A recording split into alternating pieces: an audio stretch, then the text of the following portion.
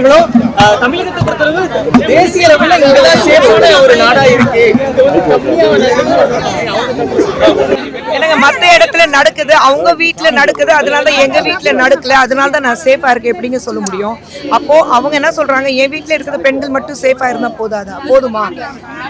All over தமிழ்நாட்டுல நம்ம பாக்குறோம். இன்னைக்கு தமிழ்நாட்டுல எடுத்து பார்த்தாக்கா ஏதோ எனக்கு ஒரு விஷயம் மட்டும் புரிய மாட்டேங்குது. கன்னியாகுமரிகள் இருக்கட்டும், இல்ல வேற யாராவது இருக்கட்டும், நீங்க பெண்களுக்கு எதிரான ஒரு கொடுமை நடத்தும் போது அது எப்படிங்க உங்களால இன்னொரு மாநிலம் இல்ல யார் பண்ணாங்க, எந்த கட்சியில சார்ந்தவங்க, அது எப்படி ஒப்பிட்டு பார்த்துட்டு உங்களால பேச முடியுது?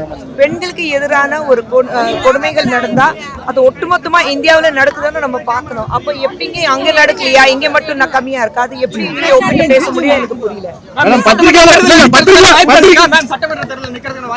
அதெல்லாம் இப்போ பேசவே வேண்டாம். எத்தனை தொகுதி, எந்தெந்த தொகுதி இன்னும் முடிவால தம்பி, வந்ததுக்கு அப்புறம் பேசுவோம். பத்திரிகையாளர்கள் மீதும் தாக்குதல் தொடர்ந்து நடக்குது. கரூர்ல கூட பத்திரிகையாளர் மீது திமுகவுடைய சட்டமன்ற உறுப்பினர் தாக்குதல் நடத்திருக்காரு. அந்த பத்திரிகையாளர்கள் மருத்துவமனையில் இருக்காங்க. ஆட்சியில் எப்படி பாக்குறீங்க? நீங்க எல்லாரும் எங்க இருக்கீங்க? நீங்க எல்லாரும் அதுக்கு ஆர்ப்பாட்டம் பண்ண வேண்டாம். நீங்க எல்லாரும் இல்ல மேடம், அதுக்கு ஆர்ப்பாட்டம் தொடர்ந்து நடைபெற்று இருக்கு. இப்ப ஆட்சியில அப்போ பெண்களுக்கு மட்டுமில்ல, யாருக்குமே அவங்களுக்கு ஏன் ராஜ்யம் தான் மெயின் ராஜ்யமா இருக்கணும், வேற யாருமே எந்த ராஜ்யமே இருக்க கூடாதுன்னு அப்படி அவங்க நினைக்கிறாங்க. ரொம்ப ஒரு நாசி ரூல் மாதிரி கொண்டு வரணும்னு ஆசைப்பட்டு இருக்காங்க. வேற ஒண்ணும் கிடையாது.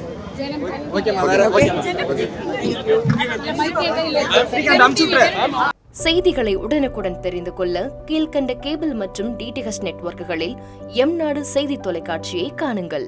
பாதகம் செய்பவரை கண்டால் நாம் பயம் கொள்ளலாகாது பாப்பா. மோதி மிதித்து விடு பாப்பா, அவர் முகத்தில் உமிழ்ந்து விடு பாப்பா. அண்மை செய்திகளை உடனுக்குடன் தெரிந்து கொள்ள இணைந்திருங்கள் எம்நாடு தொலைக்காட்சியுடன்.